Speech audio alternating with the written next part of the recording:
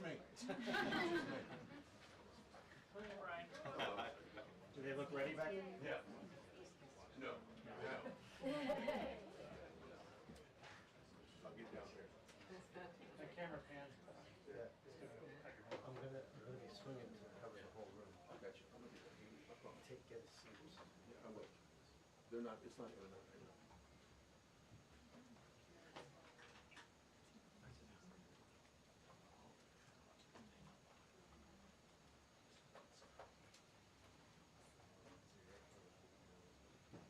I will get out of the way, I promise you. My big head's not gonna block any camera.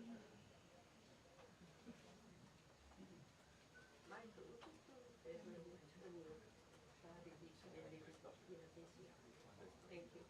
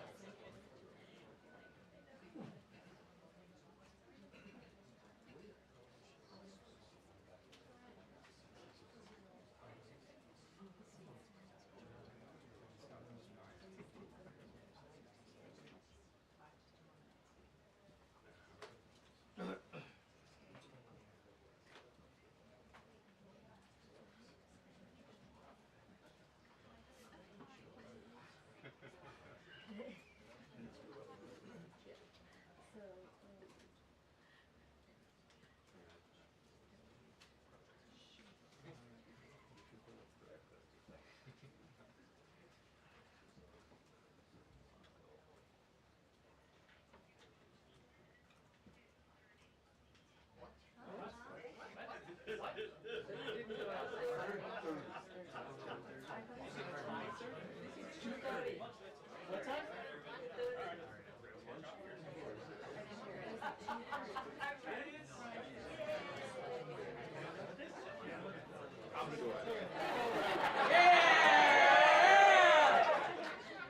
Man of the people.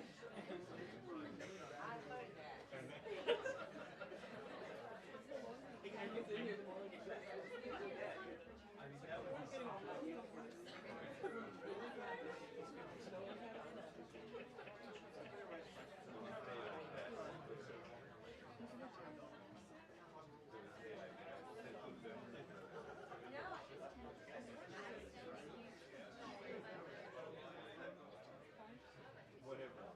It doesn't sound right.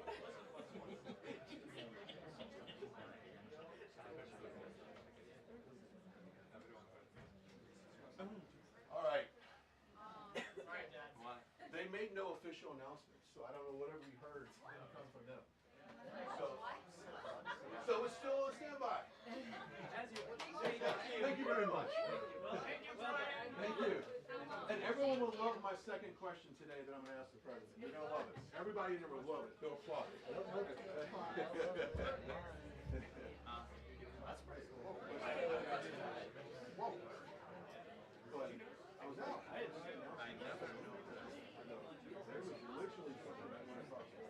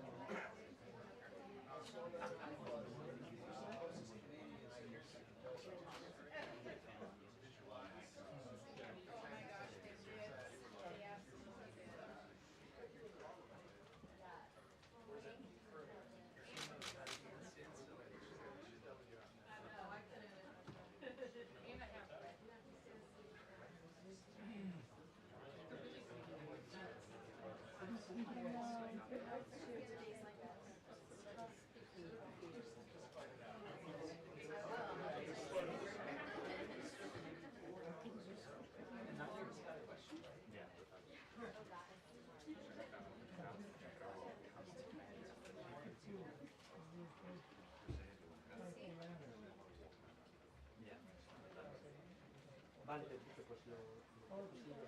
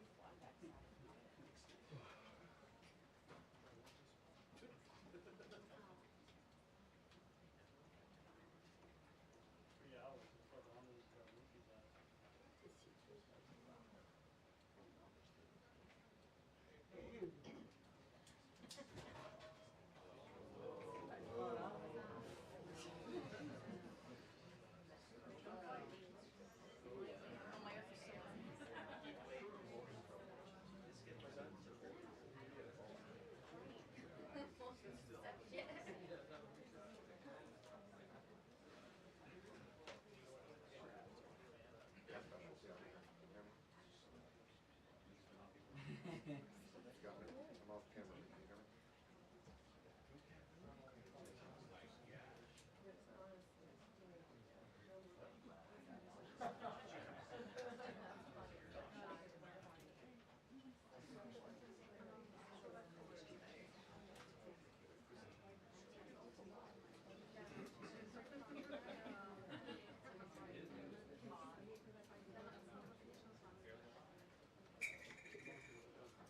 Can you hear me?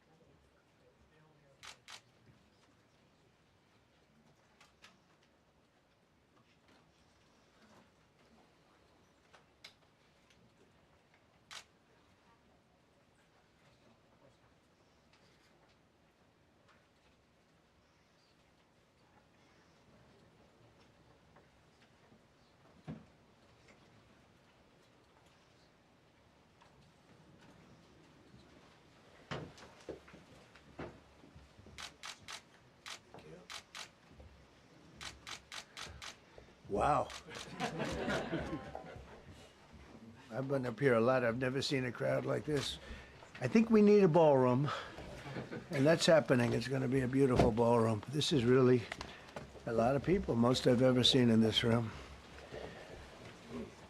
And we're here for a very serious purpose, very serious purpose. Something's out of control, but we're going to put it in control very quickly like we did on the southern border. I'm announcing a historic action to rescue our nation's capital from crime, bloodshed, bedlam, and squalor, and worse. This is Liberation Day in D.C., and we're going to take our capital back. We're taking it back. Under the authorities vested in me as the President of the United States, I'm officially invoking Section 740 of the District of Columbia Home Rule Act. You know what that is? And placing the D.C. Metropolitan Police Department under direct federal control, and you'll be meeting the people that will be directly involved with that. Very good people, but they're tough, and they know what's happening, and they've done it before. In addition, I'm deploying the National Guard to help reestablish law, order, and public safety in Washington, D.C., and they're going to be allowed to do their job properly. And you people are victims of it, too. You know, you're reporters, and I understand a lot of you tend to be on the liberal side, but you don't want to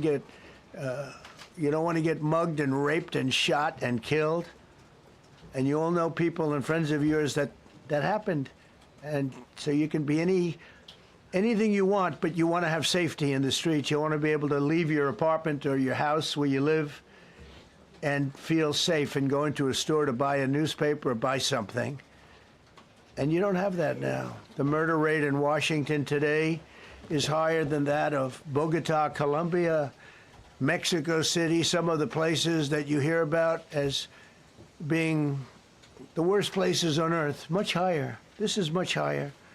The number of car thefts has doubled over the past 5 years, and the number of carjackings has more than tripled. Murders in 2023 reached the highest rate probably ever. They say 25 years, but they don't know what that means because it just goes back 25 years. Can't be worse.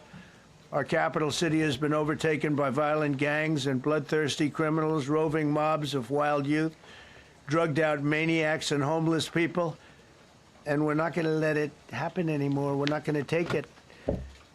Just like we did on our southern border. Nobody comes through our southern border anymore. 3 months in a row, we had zero. I don't know if that's right, but the people that do the work, it's a very liberal group of people, actually, and they actually said zero for the last 3 months. Nobody thought a thing like that was possible. And, you know, when you say take a look at numbers, I just saw some charts. These are different cities throughout the world. Red is, okay, the red is a place called Washington, D.C. Look at these. Baghdad is, we doubled up on Baghdad. Panama City, Brasilia, San Jose, Costa Rica, Bogota, Colombia, heavy drugs. Mexico City, I mentioned, Lima, Peru, all double and triple what they are. So do you want to live in places like that? I don't think so. I don't think so. And I think the people in this room, if you wrote correctly, you'd see, look at the kind of numbers we have. D.C., 41 per 100,000, number one that we can find anywhere in the world. Other cities are pretty bad, but they're not as bad as that. That where you want to live? The reporters of the world? Juvenile offenders and crimes against persons, as they say. It's getting worse. Not getting better, it's getting worse. And we had a recent indication. There was a story about a man who was just left. He quit because he was asked to do phony numbers on crime.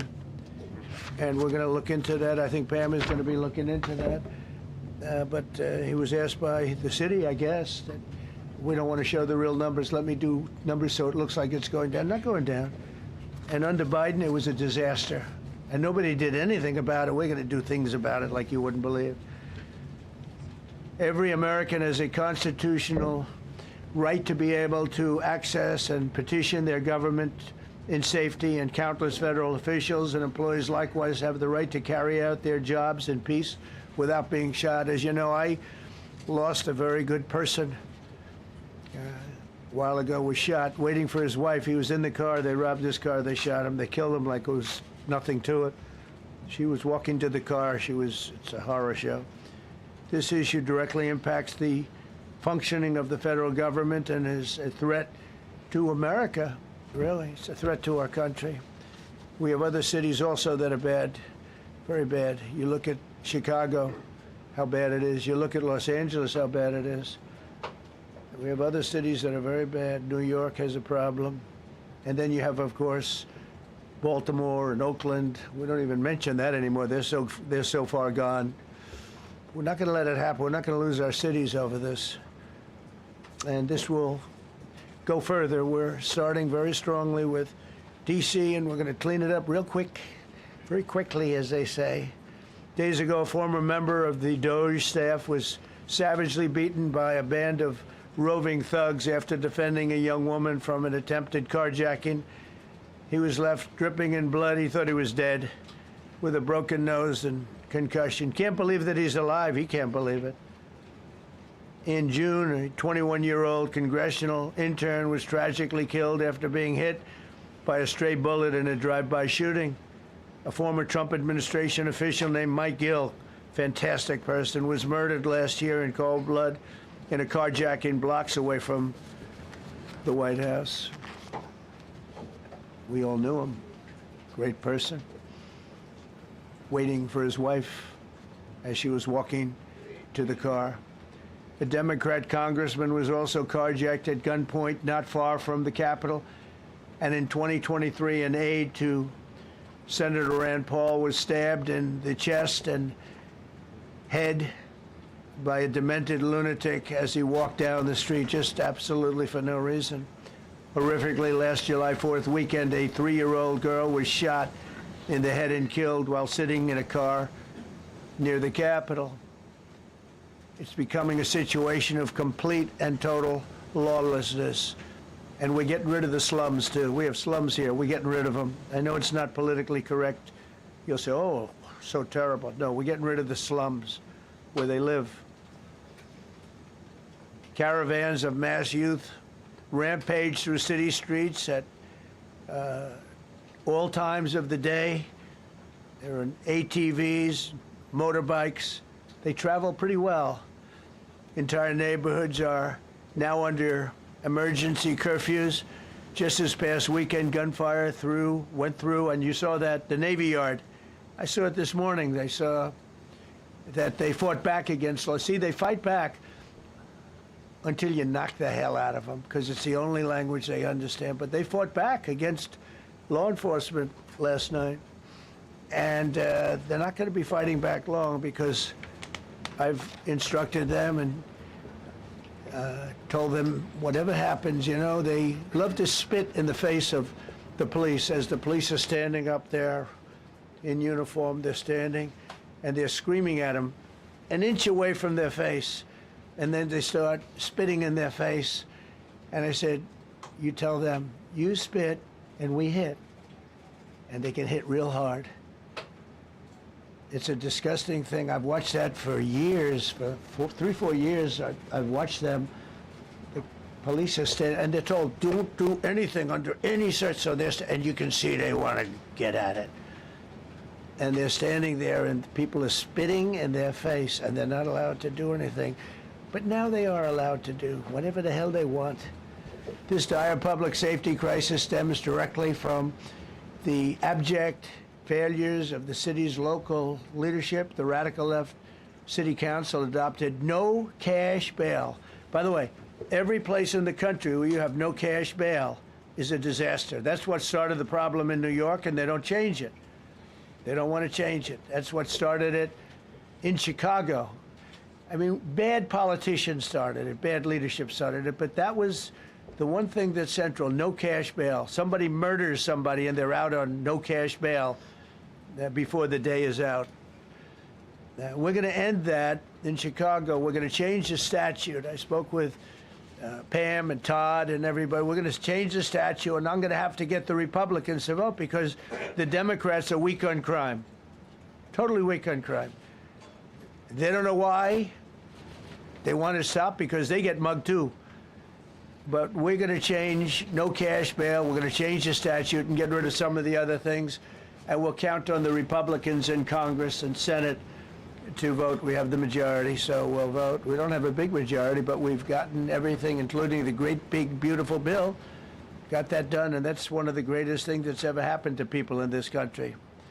They're starting to figure it out, how good it is. Biggest tax cut in history. So many things. But we'll be able to get that done. So, Todd, if you and Pam can draw up things working with the people, we will. I'll get it passed. We'll get it passed with the Republicans. Probably won't get, think of this, probably won't get one Democrat vote because they have no idea what they're doing. That's why they want men playing in women's sports. That's why they want transgender for everybody transgender.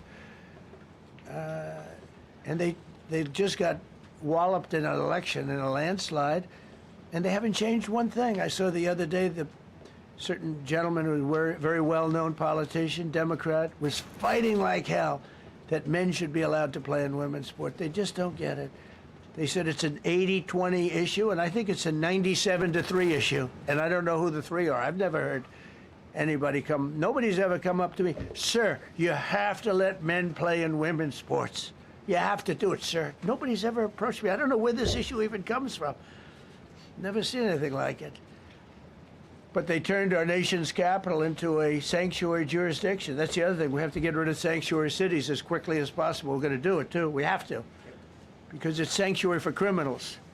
Releasing illegal alien gang members onto the streets in 2022, nearly 70% of criminals arrested in Washington went unprosecuted.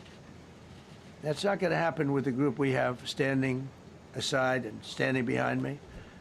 And at the Metropolitan Police Department, it's now reached a small number relatively compared to what it was, but it's thousands of people. You know, we have thousands of police. I was told today, sir, they want more police. I heard a number, 3,500 police. That's a lot of police. 3,500. I thought they were going to say, we only have 30 policemen or women. They said, we have 3,500. We need more. You don't need more. That's so many. I never heard. That's like an army.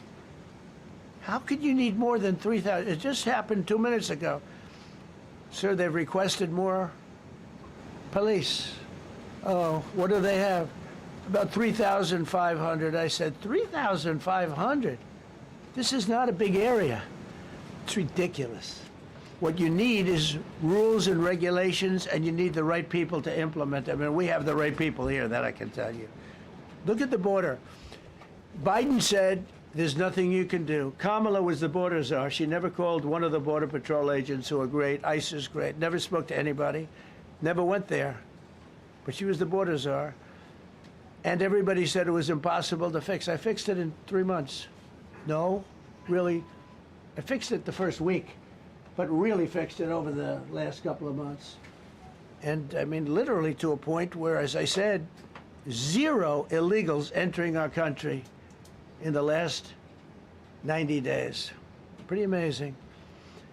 It's time for dramatic action. We're going to do the same thing over here. It's going to be a very safe city very soon. We're not looking to take years, because a lot of people die in years.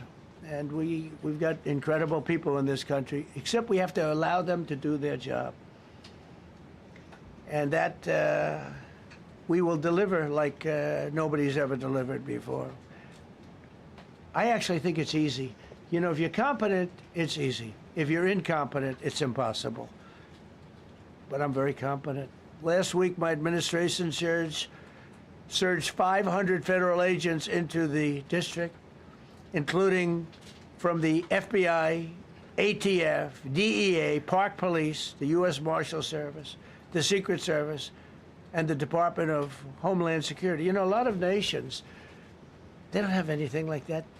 They got some police, and they're rough police.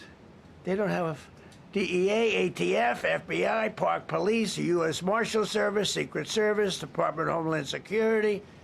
They got some police, but they're rough police, and they do their job. They don't have crime. We're not going to have crime either. They made dozens of arrests, and that's what starts to happen. Again, cashless bail. Watch what we do with that. Today, we're formally declaring a public safety emergency. This is an emergency. This is a tragic emergency. And it's embarrassing for me to be up here. You know, I'm going to see Putin. I'm going to Russia on Friday. I don't like being up here talking about how unsafe and how dirty and disgusting this once beautiful capital was, with graffiti all over the walls. It's another part of it, by the way, because we're talking about safety, but we're also talking about beautification. We have the most beautiful, potentially, capital in the world. We always had. But people come from Iowa, they come from Indiana, they come and then they get mugged. Not going to happen. Keep coming, because by the time you get your trip set, it's going to be safe again, and it's going to be clean very quickly. We're going to replace the medians that are falling down all over the roads. We're going to replace the potholes. We're going to put a nice new coat of asphalt over the top. No, we don't have to rip the road out and spend 7 years building a new road because they cut everything. Because some designers said, well, we need a 1/4 of an inch more turn for safety reasons. No, we're going to do it right. We're going to get it done quickly. So today we're declaring public safety emergency in the District of Columbia. And Attorney General Pam Bondi, who's fantastic, is taking command of the Metropolitan Police Department as of this moment. And I'll be making the appropriate notifications to Congress and to the mayor, our new DEA administrator, who's one of the top in the country. He better be Terry. If you're not, I'm going to get rid of you so fast. Terry Cole. Terry, thanks. Very good. We just got him. Most highly recommended person. And you'll be designated as the interim federal commissioner of the Metropolitan Police Department. Okay? And you run them tough. They're good. You have a lot of good people. You have people that shouldn't be there. You also have people that shouldn't be there. They got in there because of woke. But you have a lot of great police. And those people are the ones that want to help you. This city will no longer be a sanctuary for illegal alien criminals. We will have full, seamless, integrated cooperation at all levels of law enforcement, and we'll deploy officers across the district with an overwhelming presence. You'll have more police, and you'll be so happy, because you'll be safe. When you walk down the street, you're going to see police, or you're going to see FBI agents. We're going to have a lot of agents on the street. And you're going to have a lot of, essentially, military, and we will bring in the military if it's needed. By the way, we're going to have National Guard, but Pete Hegseth will tell you about it. We will bring in the military if needed. People say, "Oh, that's so terrible. He's going to bring in." It's been used many times over the years. I don't think we'll need it. I think we've got so many great people, including the people that are in the police department with proper leadership. They'll immediately begin massive enforcement operations targeting known gangs, drug dealers, and criminal networks to get them the hell off the street, maybe get them out of the country, because a lot of them came into our country illegally. They shouldn't have been allowed in. They come from Venezuela. They come from all over the world. We're going to get them the hell out. They won't be here long. But some of these people, a lot of them, are homegrown criminals. And these are bad people. These are rough people. And this is just a list of some of the people that were given to me today that were criminals removed from the D.C. streets this weekend. They were rough and tough. But we're rougher and tougher. Look at these people here. Nothing, you know. They're not going to be your local school teacher. Look at this guy. He has killed people numerous times. They're not going to be an asset. They will never be an asset to society. I don't care. I know we all want to say, oh, they're going to be rehabbed. It's not going to be rehabbed. I'm going to ask Doug Burgum to come up and say a couple of words, because he's in charge, as you know. He's Interior, but he's in charge of the U.S. Park Police. And I've heard so many great things about the Park Police. They're proud of it. They've been there for a long time. Their families oftentimes grow into the roles. They love the country. They love this area. So, Doug, could you say a few words, please? Thank you, Mr. President. On behalf of the U.S. Park Police, this is the oldest federal police force in the nation. They were formed in 1791 by none other than President George Washington. They've got the awesome responsibility of protecting our nation's most sacred monuments. The National Mall, Washington Monument, Jefferson Memorial, Lincoln Memorial, Statue of Liberty, and out west, the Presidio and the Golden Gate area. These folks have tens of millions of visitors a year, the kind of people that President Trump's talking about that come from around the country and around the world to see our sacred and learn about our history and our sacred monuments. They've been doing a fantastic job, but they are so pleased, the rank and file, that President Trump is now allowing them to enforce the law. As those of you that live in the city may know, that the circles and the triangle parks that are spread throughout D.C. are actually federal park property. So the U.S. Park Police also have responsibility for that. These became littered with homeless camps under the Biden administration. All of you saw that. Since President Trump's executive order on March 27th, making D.C. safe and beautiful again, the U.S. Park Police have removed over 70 homeless camps. And President Trump also talked about beautification.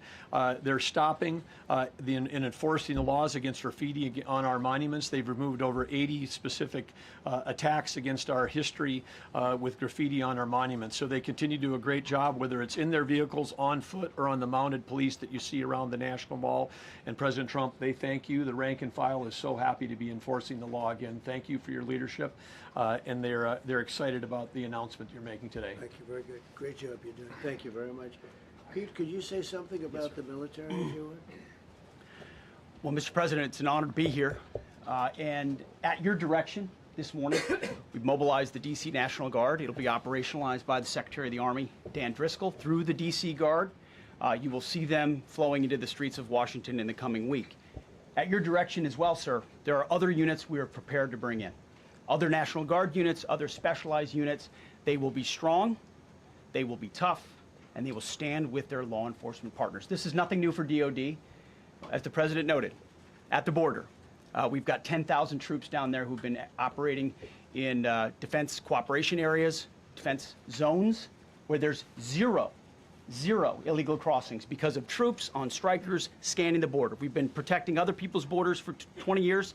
It's about time we protect our own, and we're working with ICE and CBP. In Los Angeles, we did the same thing, working with the California National Guard, working with ICE officers. ICE officers deserve to do their job and not be attacked. We will work alongside all D.C. police and federal law enforcement to ensure this city is safe, this city is beautiful, and as I always say about President Trump to the troops, he has their back. And my message to the National Guard and federal law enforcement in Washington is, we have your back as well. Be tough, be strong, we're right behind you.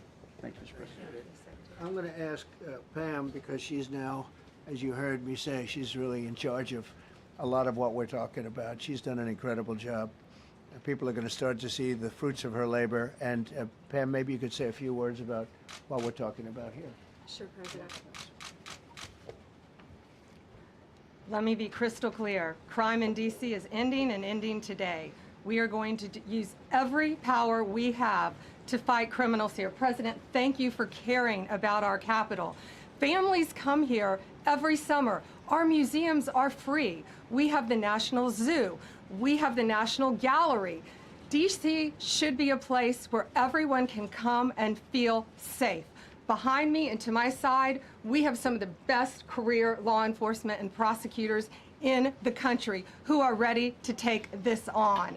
As the President said, Terry Cole is going to be supervising the Metro Police Department.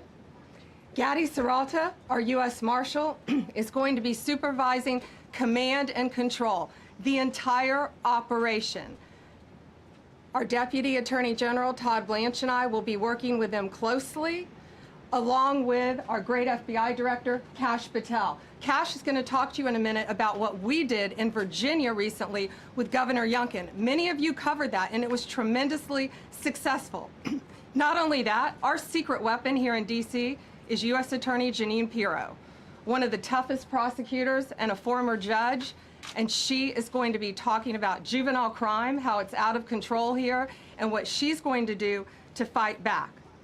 No more crime rampant in our beautiful capital.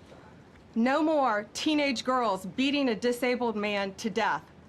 No more of that. No more drive-bys. We're going to do everything we can. And working with the ATF Director Driscoll and Commander of the Army, we're going to all work together. That's what we all do in this room. We work together, we fight. Do not underestimate one person in this room. We're going to make DC beautiful. We're going to make DC safe again.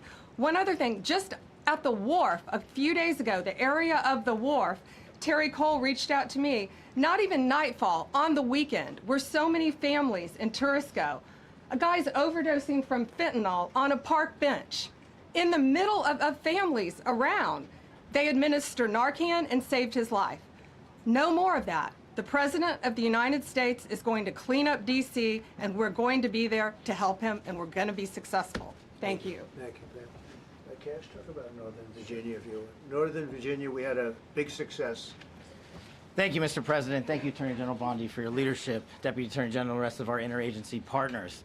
Mr. President, the following is what happens when you let good cops be cops, and I just want to highlight that before I get into Northern Virginia. This year alone, under President Trump's administration, we've had over 4,000 child victims identified and found. That's a 33% increase from the same time period last year. 33% increase. We've had a seizure of 1,500 kilograms of fentanyl up to this date. That is a 25% increase since the same time period last year.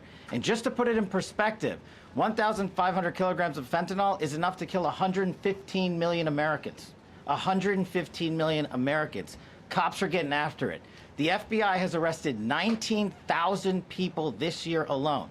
Thanks to President Trump's administrations, that's double than where we were this time last year. And we have also arrested 1,600 people who have committed violent acts against children. 270 of them are human traffickers of children. Mr. President, this is what happens when you have great leadership at the Attorney General with Pam Bondi, your administration's priority of protecting the homeland and protecting American citizens and protecting our children, and the murder rates are plummeting. We are now able to report that the murder rate is on track to be the lowest in U.S. history, in modern recorded U.S. history, thanks to this team behind me and President Trump's priorities. And how do we do it? And what are we going to bring to D.C.? What we did in Northern Virginia, thanks to Terry Cole and Governor Youngkin and the team, we stood up a task force out in my Northern Virginia field office, and we said, let's let good cops be cops, let's get them the intelligence and what they need, and let's get the red tape out of their way, and let's get DOJ partnered up with us to bring great prosecutions, and that's exactly what we did. In 1 month, we arrested 545 violent felons. 545 in the state of Virginia, thanks to Governor Youngkin's partnership. And that simplicity in law enforcement is what's coming to Washington, D.C. When you let good cops be cops, when you give them the intel they need, when you work with our Homeland Security Task Force, when you work with Terry and Gaddy and I go way back to Miami, these guys are great leaders of the respective departments and law enforcement capacities. And when you have the DOJ and President Trump driving behind this mission, we are going to clean up Washington, D.C., and we're going to do it the right way, the lawful way, and we're going to make sure Washington, D.C. is safe again. Thank you, Mr. President. Thank you, Attorney General. Thank you very much. Thank you, Cash. So the process begins right now. It actually started over the weekend, and we confronted a lot of very bad people. But it's going to be something that will be pretty amazing to you as you watch it. And I think most of you say it's a beautiful thing to do it right. We're going to be removing homeless encampments from all over our parks, our beautiful, beautiful parks, which now a lot of people can't walk on. They're very dirty, we've got a lot of problems. But we've already started that. We're moving the encampments away, trying to take care of people. Some of those people, we don't know how they even got there. Some of those people are from different countries, different parts of the world. Nobody knows who they are. They have no idea, but they're there. We're getting rid of the people from underpasses and public spaces from all over the city. There are many places that they can go, and we're going to help them as much as you can help. But they'll not be allowed to turn our capital into a wasteland for the world to see. The Metropolitan Police Department and the federal authorities will be supported in the effort, a really big effort, the 800 DC National Guardsmen that we'll put on, and much more if necessary, much more. You remember I said, I offered 10,000 once. Remember I said to a certain person, a person who I thought always was highly overrated, not very competent. But I said, if you need them, we'll give you 10,000 of the military or the National Guard. They turned me down.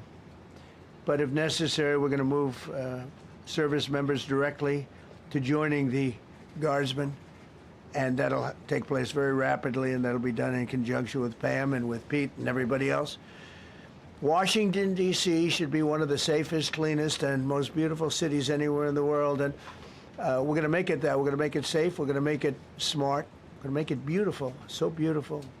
Some of the buildings, we're going to add to it. You see what we've done at the White House. White House is a whole different building. I do that in my part-time because it's a natural instinct as a real estate person. I was very good at that, and I was very good at fixing things up. I like fixing things up.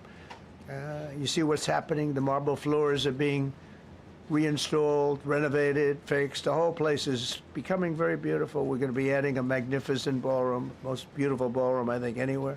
We need it. I would have certainly loved to have had it today. I think we would have filled it up. A lot of you are standing outside, can't get in this room. I have never seen the room like this, which tells me that you want to talk about, I mean, this was a D.C. news conference. It tells me that you want to talk about crime in D.C.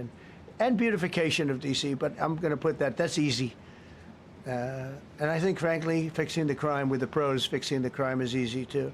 A person who I've known for a long time, and she's been incredible. She was a fantastic, one of the best ever district attorneys in New York. She was in Westchester, and she became a judge, very successful judge.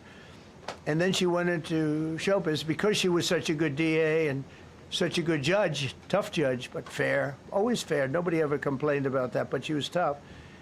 And because of that and her reputation, she went into showbiz. So a lot of people don't, they think of Janine as showbiz. Actually, showbiz was not her thing. It was, and she did great. She was on, along with a couple of other of my friends, on the #1 show. And she did great, but this is what she loves doing. This is really her baby. What she's going to do is going to be incredible. And I'd like to speak for just a few seconds on what she has in mind, what she wants to do. We're going to be appointing some judges. We have some open spots, and we're going to take people, because the judges are letting killers out. They just say, go, that's okay, don't worry about it. So we're putting some, Pam recommended, Todd recommended, some judges that are great. Janine recommended. Janine's given me 3 great candidates already. We have about 10 open spots, and we can probably create some more. We need them. Janine, would you say a few words, please? Thank you very much, Mr. President, and thank you, Madam Attorney General, and to all my partners here. We all want the same thing. We all want a safe city. We want a safe capital. We want to be able to bring our families here. We want to be able to come and enjoy the history that makes this place great. And unfortunately, we are not in that position right now. And Mr. President, I want to thank you for taking the step that we need right now to make criminals understand that they are not going to get away with it anymore. And I'm not going to stand here and go over and over the cases. But what I can tell you is this.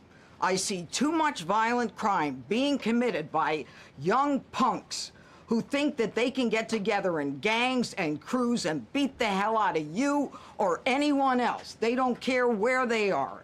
They can be in DuPont Circle, but they know that we can't touch them. Why?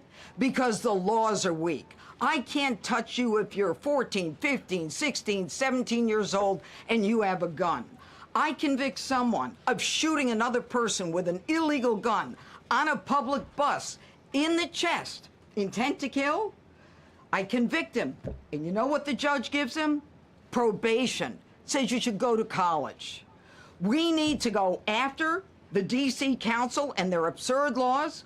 We need to get rid of this concept of, no cash bail. We need to recognize that the people who matter are the law-abiding citizens. And it starts today But it's not going to end today, because the president is going to do everything we need to do to make sure that these emboldened criminals understand we see you, we're watching you, and we're going to change the law to catch you. And my final note is this. These kids understand that the jurisdiction is through the State Attorney General, Brian Schwab. I did a poster of the young man from Doge who was beaten bloody with a severe concussion, a broken nose. And then I did a poster of what happens to those kids, because I can't arrest them, I can't prosecute them. They go to family court, and they get to do yoga and arts and crafts. Enough. It changes today. Thank you, Mr. President. Thank you, Jim. You're welcome. Great job. Thank you. If I could, I just signed some executive orders. I'd like to have Will please come up, and we'll let the people know what we signed. Do you want to put them down? Yes, sir. Go ahead. A short while ago in the Oval Office, President Trump signed 2 crucial executive actions to deal with the emergency crime conditions we currently face in the District of Columbia. The first of these was an executive order, as President Trump said before, invoking his powers under Section 40 of the Home Rule Act to take federal control of the D.C. Metropolitan Police Department. Along with that executive order, President Trump signed the statutorily required notification letters to Mayor Bowser and to the relevant House and Senate committee leaders. The second major executive action that President Trump signed was a presidential memorandum directing the Secretary of Defense to utilize the National Guard to address the conditions we see on our streets here in D.C. It also authorized the Secretary of Defense to work with state governors to utilize their National Guard units if necessary as well. These are bold, decisive steps intended to combat the out-of-control crime conditions we've seen on D.C.'s streets for far too long, and I, for one, am deeply proud to be part of an administration that's finally coming to terms with these issues, sir. Thank you very much. Sir. Thank you. So, just to conclude, Washington, D.C. should be one of the safest, cleanest, most beautiful places anywhere in the world. It was years ago. We had one problem that was a pretty big problem. The radical left got out of control, and they started trying to rip down statues. And I said, let's go pass a law real fast. We're going to do it real fast. But we were blocked by the Democrats, who do not want safety. Nobody gets it. I don't get it. They don't get it, because they can't get votes. I don't know how they can win an election with this, but they don't want safety. And I found an old statute, very old, early 1900s, that said if you so much as touch or even think about destroying a statue or a monument in Washington, D.C., you go to jail for 10 years with no probation, no anything. In other words, slightly different than we have today. Today we have cashless bail. There you get jailed 10 years. No curtailed sentence, 10 years. And we took it out. Nobody used it. It was never used because, you know, it was harsh. And you remember they started to rip down the statue of Abraham Lincoln. I said, that's a tough one to rip down. He was pretty good, Pam. I think he was pretty good. When the ropes started going around Abraham Lincoln to pull him down, Andrew Jackson, others, and they were heading to the Jefferson Memorial, Thomas Jefferson. They're going to do a big number there. I said, it's time. And I signed that statute immediately. We had it updated. We made it use the same language, all passed by Congress. And I announced it's 10 years in jail, no probation, no anything, 10 years, no curtail sentence if you touch, so much as touch a statue in Washington, D.C. And it was an amazing sight, beautiful sight. Everybody just left. The ropes were hanging around Andrew Jackson, and there were 2 ropes around Abraham Lincoln. They left the rope, but everybody just left. And that was the last problem we ever had. You know, that was the last problem that we ever had with the statues. They were going wild, and somebody came to me and said, sir, in 1910, I don't want to give you an exact, because you'll say, Donald Trump gave us wrong dates around like early on. You know, if I'm slightly off, they make you sound a little bad. So I won't put myself in that position. I won't put you in that position, because I think everybody agrees with what we're doing today. But when I signed that thing, it was like a miracle. Everybody left. They were gone. They were starting to march down. They started the march toward Thomas Jefferson, and I figured he was always going to be safe. But they found something with him, and they found something with Abraham Lincoln, and even in the name George Washington in California, numerous places changed the name of George Washington High School and various other places. They took George Washington's name. This was a sick, woke culture that I think we've largely ended. And a lot of those people that were woke are now turning out to be the opposite. I won't go so far as to say MAGA. It's a very special category. But they've gotten out of that. But we have people that love this country, and they love this really beautiful capital. It is. I flew over it the other day, and I said, what a beautiful place. But if there's crime all over the streets, when you get there, it doesn't look so beautiful. But we're going to make it beautiful again. We're going to fix it with crime, and we're going to also, as we're doing that, we're going to start doing things that we know how to do, that I know how to do better than anybody, I guess, because of my experience from previous life. But not only are we stopping the crime, we're going to clean up the trash and the graffiti and the grime and the dirt and the broken marble panels and all of the things they've done to hurt this city. And we're going to restore the city back to the gleaming capital that everybody wants it to be. It's going to be something very special. All of these people are really tough. Could I shake your hand, Gaddy, please? You're going to be so important here. You're going to be that guy. I hope I don't have to fire him in 2 weeks because he's too soft. I don't think he's too soft. If I do, I will, though. Is it okay if you're soft, weak, and pathetic, like so many people? I will fire you so fast. You're not going to have to worry about that. No, I think you're going to do a fantastic job. And everybody in this room, they may not express it, but they all want that to happen. You know, they want to be safe, and they have families too. So it's an honor to have such a large group. I've done this for years now, hard to believe. I've never seen this room so packed. In fact, I'm sure it's a violation of every fire code. But we'll let you stay anyway. You're taking a chance. And with that, we'll say, maybe if you could, oh, wow. We could be here all day long. If we could keep the first questions, perhaps, to this subject, and then we'll go on to a few others. Please. Mr. President, thank you so much. Can you talk about how personal of an issue this is? You talked about flying over the Washington Monument and seeing the pride of what D.C. is, and do you believe that the status of the city, the cleanliness, the way that crime is low, is a direct reflection on how the country is run? Yeah, I do. I think the Capitol, look, everyone comes here. They're all coming. All the leaders, they're all wanting to come.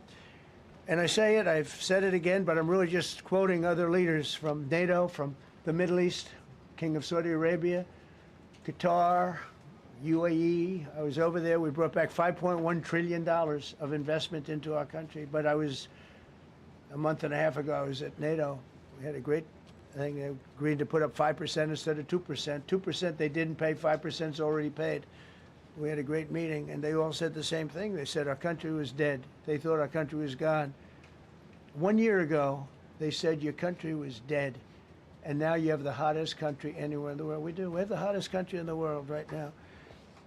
The tariffs have helped. It's given us not only the money, it's billions, trillions of dollars of money, but it gives us great power over enemies. We solved 5 wars with Pakistan and India. We just solved one.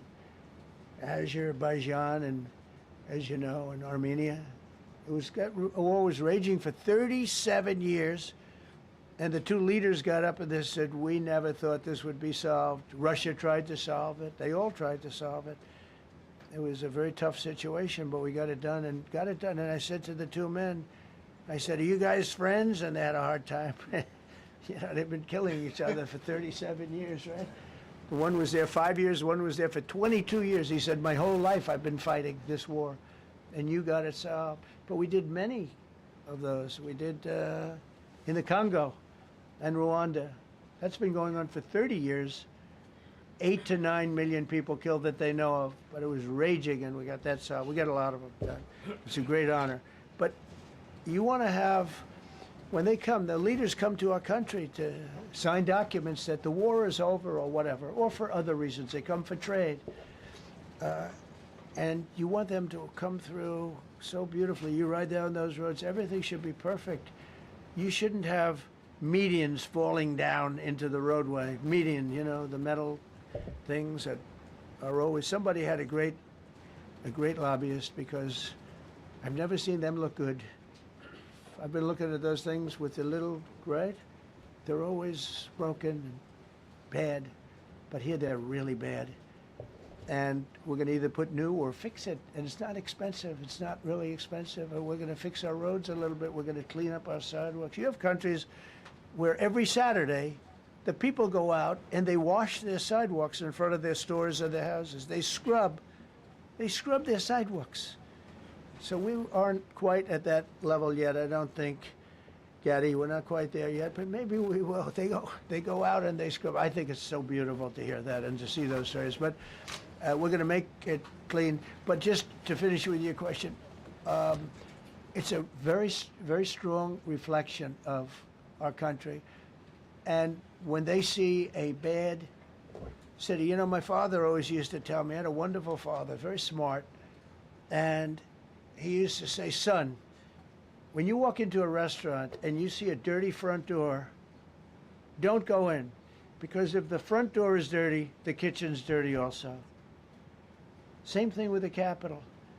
If our Capitol's dirty, our whole country is dirty, and they don't respect us. So it's a very good question, actually. Mr. President, sorry.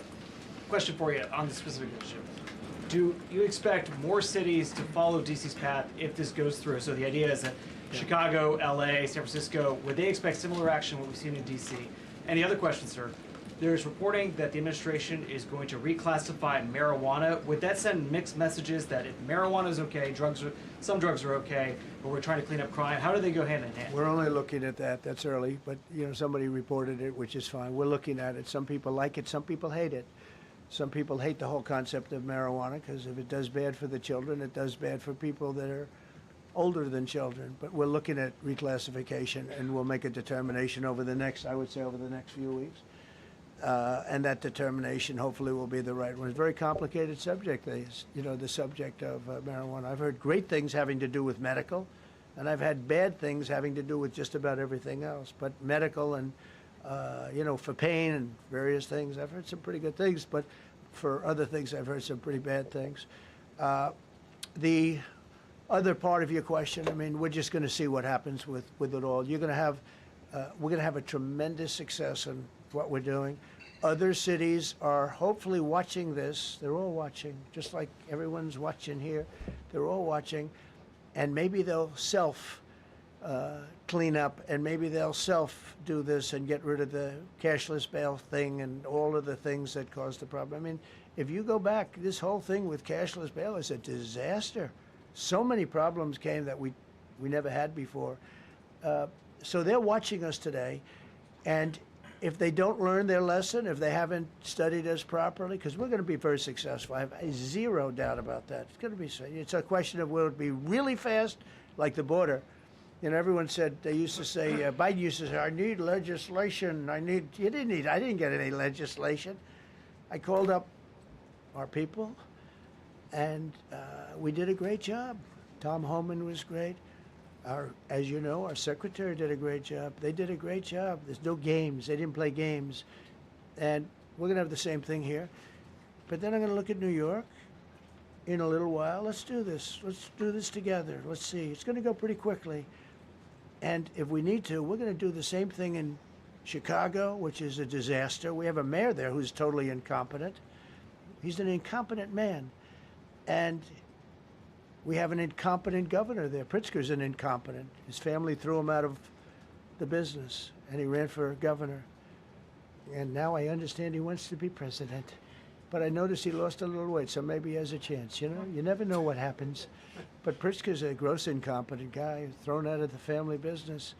But when I look at Chicago and I look at L.A., if we didn't go to L.A. 3 months ago, L.A. would be burning like the part that didn't burn. If he would have allowed the water to come down, which I told him about in my first term, I said, you're going to have problems, let it come down. We actually sent in our military to have the water come down into L.A. They still didn't want it to come down after the fires. But that was it. We have it coming down. But hopefully L.A. is watching. That mayor also. The city's burning. They lost like 25,000 homes. I went there the day after the fire. You were there. And I saw people standing in front of a burned down home. It was, their homes were incinerated. They weren't like, even the steel was literally, it was all warped and literally disintegrated because of the winds and the flame and the whole thing. It was like a blowtorch. They were standing on this beautiful day, maybe a couple of days after. We gave it a little time because what they had suffered. Almost 25,000 homes. And you see what's happening now. They didn't give their permits. I went to a town hall meeting. I said, we're going to get you the federal permits, which are much harder. Almost immediately. Lee Zeldin is a star. He did an incredible job. They have all their federal permits. They don't have their city permits. And the mayor said to me, we think we could have them in 2 years. I was walking down the street, and I met with firemen and police. And I was saying hello to many people that were standing in front of their homes with yellow tape. You can't go in. You can't go onto the lot. And those people wanted to start rebuilding their homes then and there. And the mayor said, we should be able to get them the permits within 2 years. I said, that's a shame. 2 years? Are you kidding? I'm going to get them the federal permit like almost immediately. 2 years. And she roared back, well, maybe 1 year. The place was booing her out of the place. They don't have their permits to build their homes. And now they're talking about putting, this is among the most beautiful areas was in the country. Now they're talking about putting low-income housing there. Can you believe this? I love low-income housing. I made money with low-income housing. I built low-income housing. I know more about low-income housing and luxury housing. I know about everything real estate. They want to replace some of those homes with low-income housing. They haven't gotten their permits yet. We've gotten all the federal permits, which are much tougher to get, and it was done almost immediately through Lee Zeldin and Federal Environmental. And I watched the other day, those people are angry. And now, you know, they had tremendous, they loved that area. They loved the whole big area, different places, but they loved it. It was all luxury stuff and beautiful stuff, and some wasn't that luxury, but the level of love for that neighborhood, their neighborhoods, was incredible. And you know what? I watch people on television, they want to go, they want to leave. They've lost their spirit, they've lost their heart, because the mayor's incompetent. And Gavin Newsom is incompetent. Got a good line of bullshit, but that's about it. He's incompetent. And you have Los Angeles is, you know, it's amazing. You know, I called, the first thing I did, I got the Olympics to go there. I was the one that got it.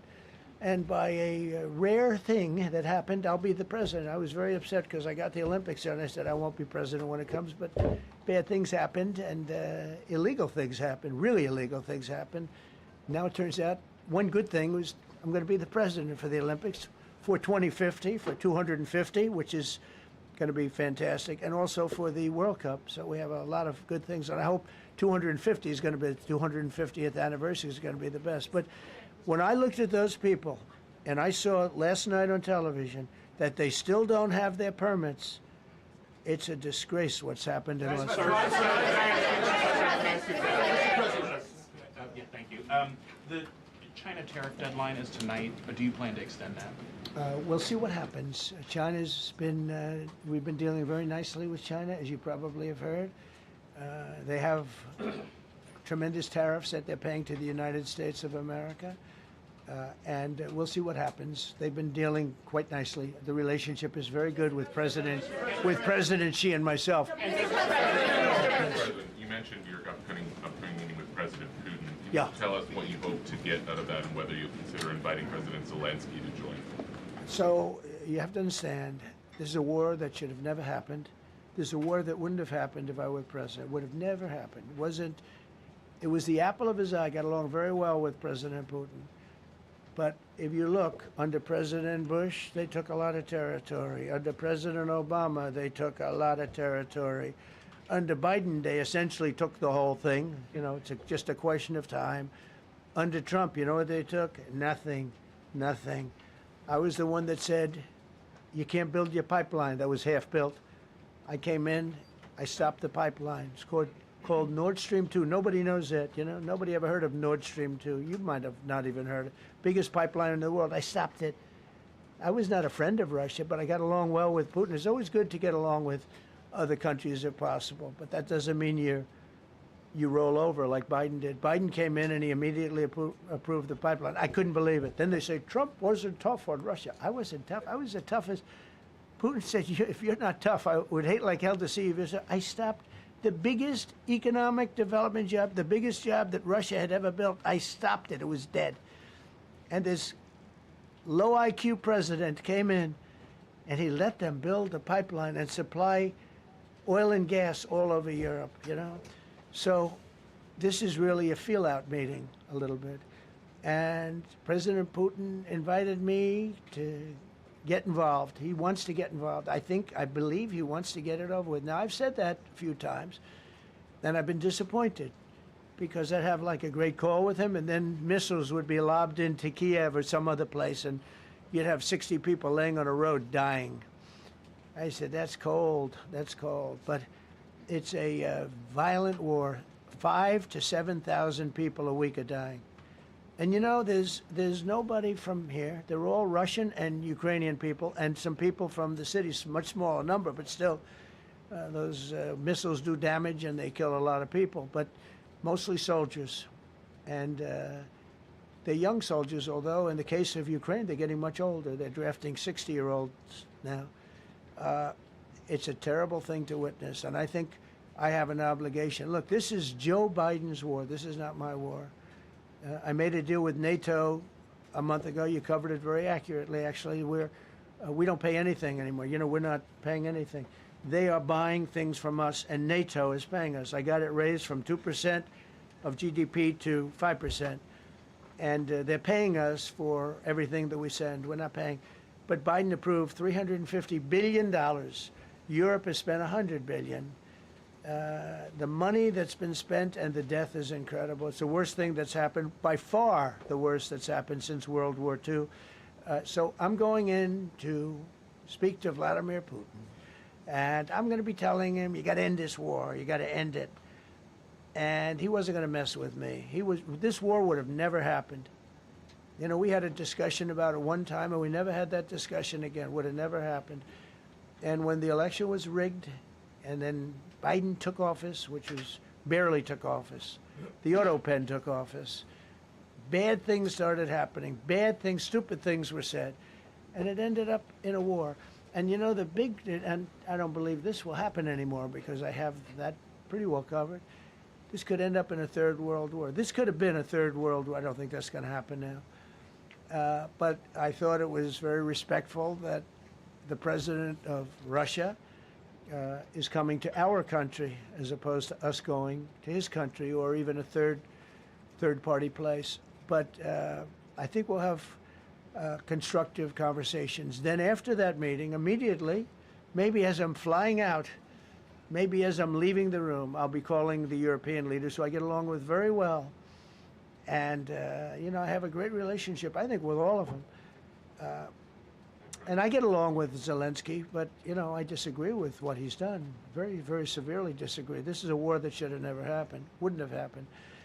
But I'll be speaking to Zelensky. The next meeting will be with Zelensky and Putin, or Zelensky and Putin and me. I'll be there if they need. But I want to have a meeting set up between the two leaders. I was a little bothered by the fact that Zelensky was saying, well, I have to get constitutional approval. I mean, he's got approval to go into war and kill everybody, but he needs approval to do a land swap because there'll be some land swapping going on. I know that through Russia and through conversations with everybody to the good, for the good of Ukraine. Good stuff, not bad stuff. Also, some bad stuff for both. So there's good and there's bad. But it's very complex because you have lines that are very uneven, and there'll be some swapping, there'll be some changes in land, and the word that they will use is, they make changes. We're going to change the lines, the battle lines. Russia's occupied a big portion of Ukraine. They've occupied some very prime territory. We're going to try and get some of that territory back for Ukraine. But they've taken some very prime territory. They've taken largely ocean, in real estate we call it oceanfront property. That's always the most valuable property.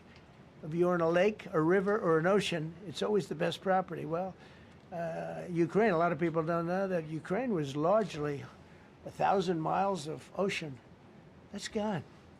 Other than one small area, Odessa, it's a small area. There's just a little bit of water left. So I'm going to go and see the parameters. Now, I may leave and say, good luck, and that'll be the end. I may say this is not going to be settled. I mean, there are those that believe that Putin wanted all of Ukraine. I happen to be one of them, by the way. I think if it weren't for me, he would not be even talking to anybody else right now.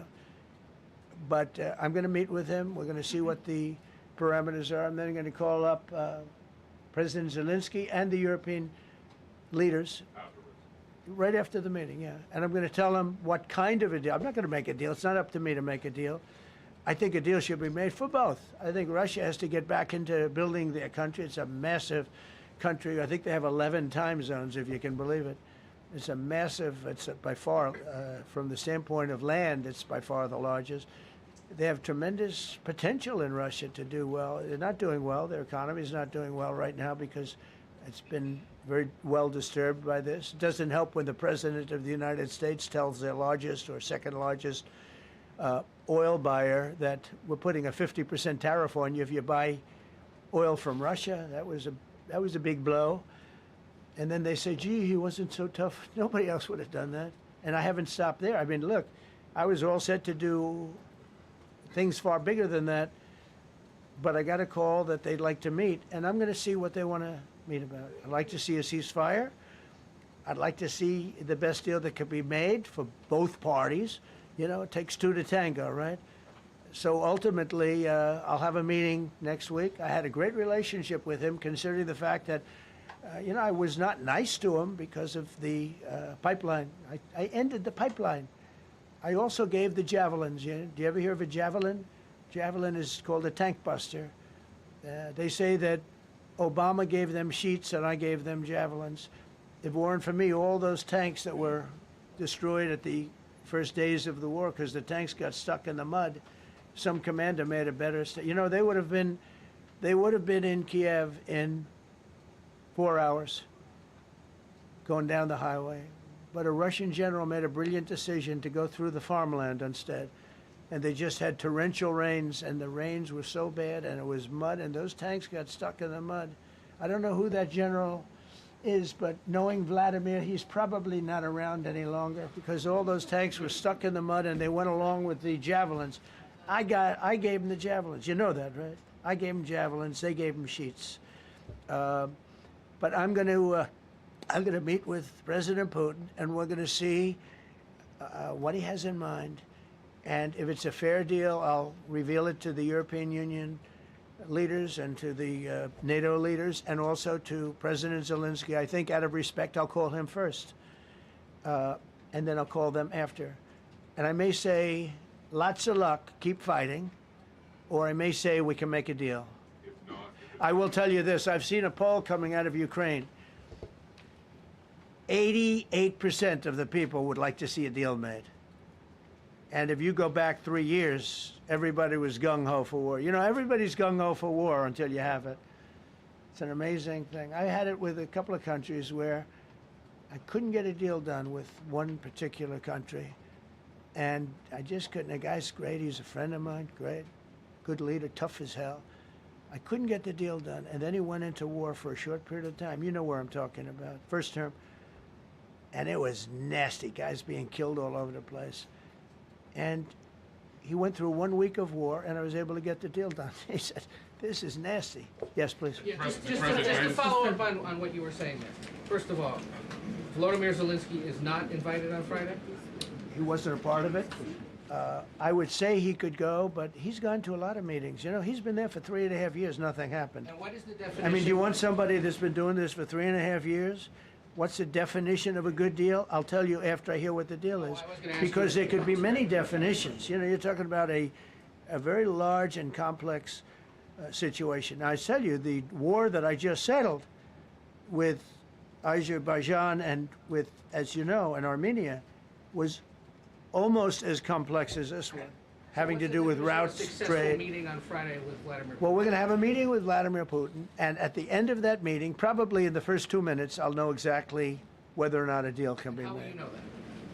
Because that's what I do. I make deals. Mr. President. Please, go ahead. Yeah, thank you, Mr. President. I'm going to ask you two questions, one about China, one about Russia, if I could. On China, your administration agreed to send the most advanced or advanced NVIDIA and AMD chips. No, obsolete. No. Obsolete chip. Well, and then 15% of the You profits mean the come back. 20s? No. This is an old chip that China already has. And I deal with Jensen, who's a great guy, and NVIDIA. The chip that we're talking about, the H20, it's an old chip. China already has it in a different form, different name, but they have it. Or they have a combination of two will make up for it and even then some. Now Jensen Jensen's a very brilliant guy, and Jensen also has a new chip, the Blackwell. Do you know what the Blackwell is? The Blackwell is super duper advanced. I wouldn't make a deal with that, although it's possible I'd make a deal, a somewhat enhanced in a negative way Blackwell. In other words, take 30% to 50% off of it. But that's the latest and the greatest in the world. Nobody has it. They won't have it for 5 years. But the H20 is obsolete. You know, it's one of those things, but it still has a market. So I said, listen, I want 20% if I'm going to approve this for you, for the country, for our country, for the U.S. I don't want it myself. You know, every time I say like 747, I want, yeah, for the Air Force. So I just wanted, so when I say I want 20, I want for the country. I only care about the country. I don't care about myself. And he said, would you make it 15? So we negotiate a little deal. So he's selling a essentially old chip that Huawei has a similar chip, a chip that does the same thing. And I said, good, if I'm going to give it to you, because they have a, they have a stopper, what we call a stopper, not allowed to do it. It's really known as a restrictive covenant. And I said, if I'm going to do that, I want you to pay us as a country something, because I'm giving you a release. I released them only from the H20. Now, on the Blackwell, I think he's coming to see me again about that. But that will be a unenhanced version of the big one. Like, I don't know if you know it, we will sometimes sell fighter jets to a country, and we'll give them 20% less than we have. You know what I mean, right? That's the same. So on Russia, do you see a time, Mr. President, when there could be normal trade between the U.S. and Russia? Should your meeting go well, should there be peace? I do, yeah. Russia has a very valuable piece of land. If Vladimir Putin would go toward business instead of toward war, it's a warring nation. That's what they do. They fight a lot of wars. A friend of mine said Russia's tough because they just keep on fighting. They beat Hitler, so did we. And they beat Napoleon. They've been doing this for a long time. I asked a question to a very, very smart man that some people like and some people don't like. Viktor Orban, right? From Hungary, the head of Hungary. And he's in that same area and knows the two countries very well. I said, this was before Biden didn't do anything to get us out of it. He could have gotten us out of that. It would have never happened. I said, so can Russia be beaten by Ukraine? He looked at me like, what a stupid question. He said, Russia's a massive country, and they win their country, and they win their life through wars. They fight wars. That's what they do. He said, China beats you with trade. Russia beats you with war. That was a very interesting statement. China's not beating us with trade, not when I'm in charge. But they were beating Biden with trade, but they never beat us with trade. Don't forget, China had to pay $400 billion worth of tariffs when I was last time. That was last time. And if we didn't have COVID, all of this stuff we would be loaded. We're finding hundreds of billions of dollars of cash is pouring into our country now because of tariffs. And all we're doing is we're doing what they do to us. It's so beautiful to see it. They found last month, as you saw, $25 billion of excess cash flow. They're saying, where did it come from? I said, I'll tell you where it came from. It came from a place called tariffs, and we're doing very well. We're really doing well. But I expect to have a meeting with Putin that I think it'll be good, but it might be bad. And I'm here for one reason, to get rid of a war that somebody else started. Should have never happened. And if I could end it, great. Complex war, a lot of bad blood, But Zelensky's been there for 3.5 years. So if you put him in a room, now I will say this, ultimately I'm going to put the two of them in a room. I'll be there or I won't be there. And I think it'll get solved. Yeah, please be happy. Thank you, Mr. President. Excuse me, I'm going to suggest, because do you have any other questions on DC? Because I don't want them to be. Wait. These are incredible people. I don't want them to be standing up here on subjects. Does anybody have a question of them? And then you guys can leave. Okay, a question, Brian, go ahead. Thank you, Mr. President. All right. And by the way, this is only on DC, and then they're going to leave because it's unfair to have them stand up here all day long. Brian. I've got two questions for you. First, about DC. This is personal for me as well. Last year, I was robbed on the streets by one of these teenage thugs. Had a gun, got away with it. Let's talk about the effort that between law enforcement, prosecutors, and judges, because it's a recycling belt. Like, these kids go, they don't fear the police. They know it. If you talk about how we've got to get these judges and put these kids behind bars, right. Adult crimes deserve adult penalties. And my second question, I'll after you answer that, please. You want me to answer it? Whoever wants to take it. Okay. It's real. Do you want me to answer it? Go ahead. Here's the problem. Assuming that they're 17 years, older than 17 years old, I can get the case. If they're under 18 years of age, I can only get the case if it's murder, rob one, rape, even if they shoot a gun but don't kill you, I can't get it. So the law has to be changed. As the president said, cashless bail. That has to be changed. All right, then, even assuming I get the case, I get jurisdiction, I get a conviction, the D.C. Council has given the judges the ability to give probation on shootings. And so then it's up to them. All of these things, the Youth Rehabilitation Incarceration Reduction Act, and now they want to seal records. So if we work hard, we get a conviction, they want to wipe it out. So that needs all to be changed. Okay, Mr. Question. Pam, would you answer that also?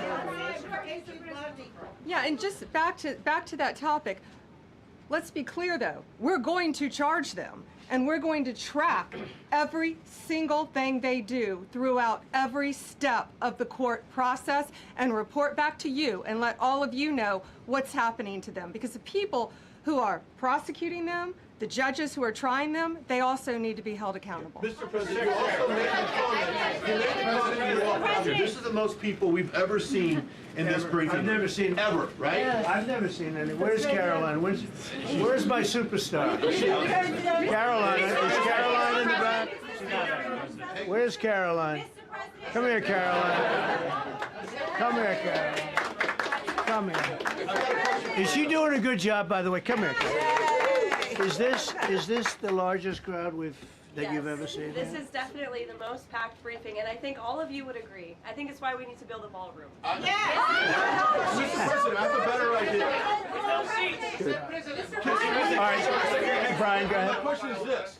You're building the big, beautiful ballroom. Yeah. Could we build a big, beautiful briefing room, updated technology, more seats? I don't want to do that. I don't want you to be comfortable. So no, I don't want to make life comfortable. So look, look. Let's just do this. Let's do this. It's going to be a big thing. We're going to Russia. That's going to be a big deal. What happens, happens. I'll let you know what happens. You'll be the first to know.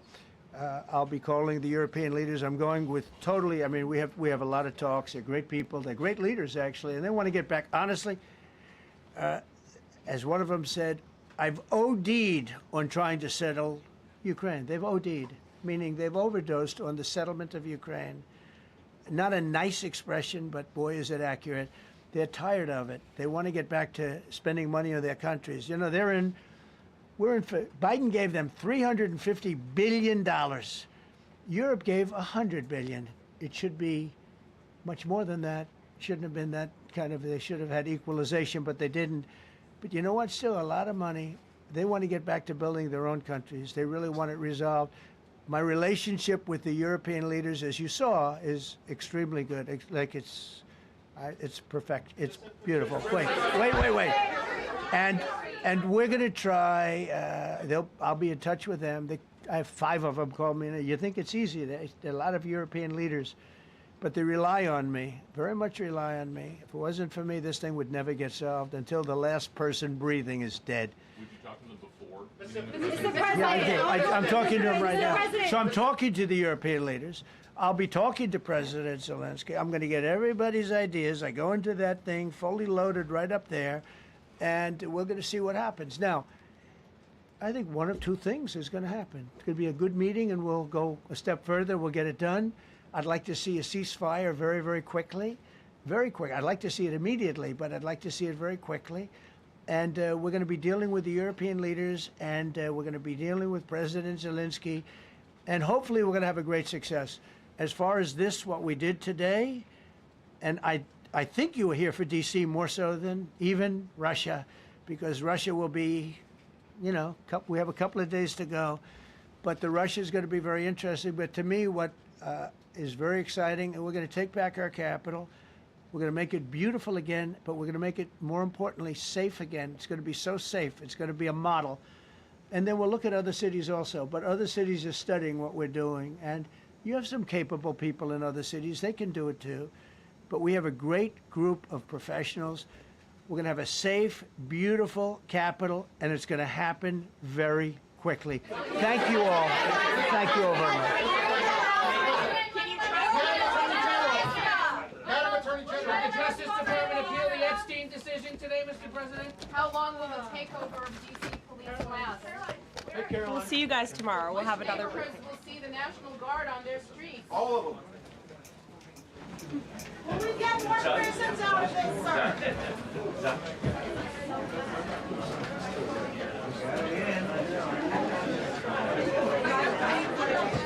Yeah.